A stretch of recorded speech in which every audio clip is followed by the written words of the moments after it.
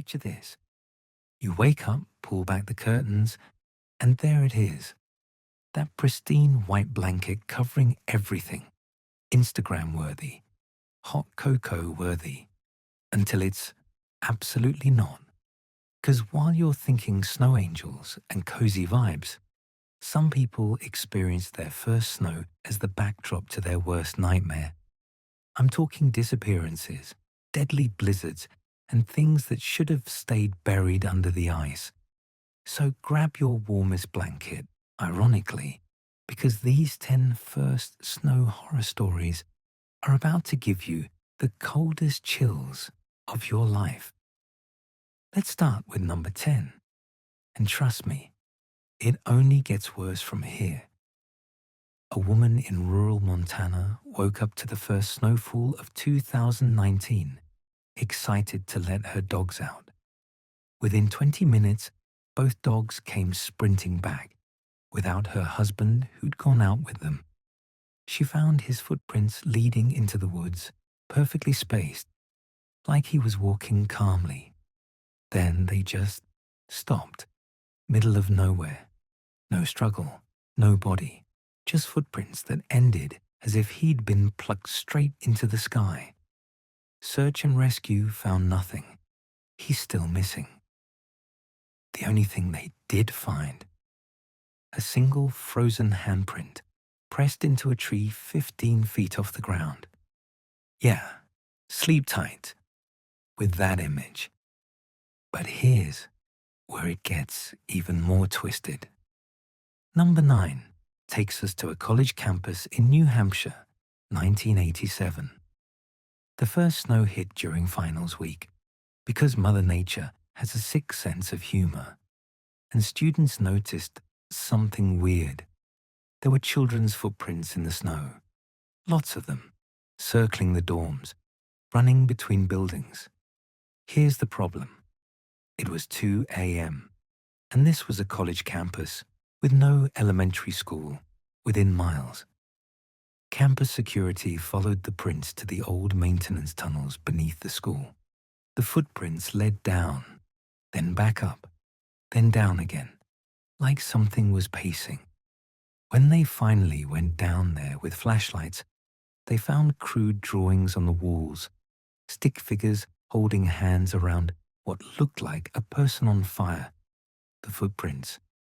They never found where they started, only where they stopped, right beneath the freshman dorms. And you thought your dorm was sketchy. Speaking of places you'll never visit again, buckle up for number 8. A family in Quebec experienced their first snow in their new farmhouse in 2003. Beautiful property, great price. Red flag number 1, obviously. That first morning, their 6-year-old daughter came downstairs and asked why the snow children were staring at her window all night. The parents laughed it off until they saw the handprints, dozens of them. Small, child-sized prints pressed against her second-story window. From the outside, they tried to convince themselves it was ice formation, except ice doesn't leave fingerprints. The next morning, more handprints, this time on every window in the house. The family moved out before the second snowfall. The house has been abandoned ever since, and locals say every first snow, those handprints come back. No one's brave enough to check anymore. Your HOA drama is looking pretty tame right now, huh? If you're enjoying these frostbitten nightmares, or hate me for ruining winter forever, smash the like button and subscribe because we're only getting started. And drop a comment telling me your scariest snow story. I read every single one, and who knows, yours might make it into the next video. Now, number 7 is where things get really personal. A truck driver in Wyoming hit the first snow of 1995 while making a late-night delivery. Visibility was terrible, so he pulled over at a rest stop. He fell asleep in his cab and woke up to someone knocking on his window. A woman, barefoot in the snow, in a nightgown. She was mouthing something, frantically pointing behind her. He cracked the window to ask if she needed help. She whispered, "They're already inside your truck." He whipped around. Nothing there. When he turned back, she was gone. No footprints. Nothing. He got out to check his cargo and found a man hiding in the trailer, armed with a knife, waiting for him to start driving again. The police arrested the guy. But here's the kicker. When they asked the driver to describe the woman who warned him, he pulled up a photo from the rest stop's memorial wall. She'd been murdered at that exact rest stop 20 years earlier, during the first snowfall. Guardian angel, or forever haunting the place she died. You decide. And just when you think it can't get more insane, we hit number 6. 2 hikers in Norway decided to celebrate the first snow of 2012 with a winter climb. Bad idea already, right? They got separated in a sudden whiteout. One of them, Eric, found shelter in a small cave. He tried calling his friend, no signal, but he did hear something. Singing. A woman's voice, beautiful and haunting, echoing through the storm. He followed it, thinking it was a rescue team. The singing led him deeper into the wilderness, away from any trail. His friend was found the next day, hypothermic but alive. Eric? They found him 3 weeks later, frozen, miles from where they'd separated. He was facing a sheer cliff edge.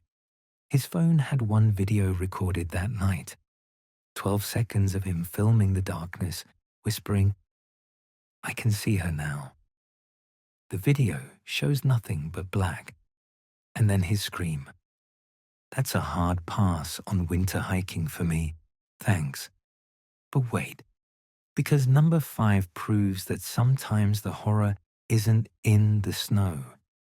It's what the snow reveals. In Michigan, 2008, the first major snowfall melted within days. Nothing weird there.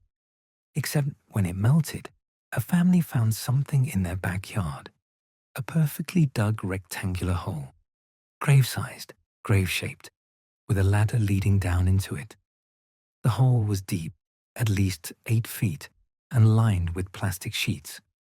At the bottom, a single folding chair, facing their house, facing their bedroom window specifically.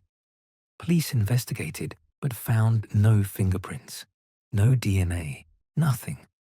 No idea how long it had been there, just that the snow had hidden it.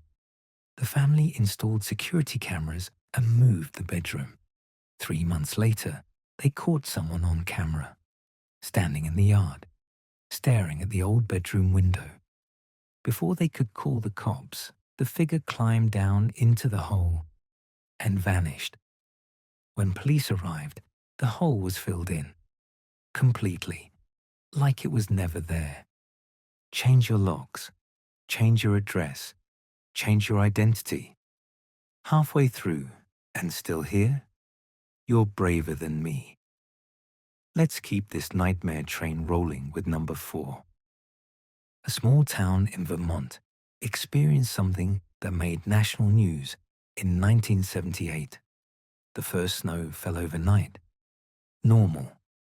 What wasn't normal? Every single child under the age of 10 in the entire town woke up at exactly 3:33 a.m. All of them, over 200 kids, and they all walked outside in their pajamas into the snow. Parents woke up to empty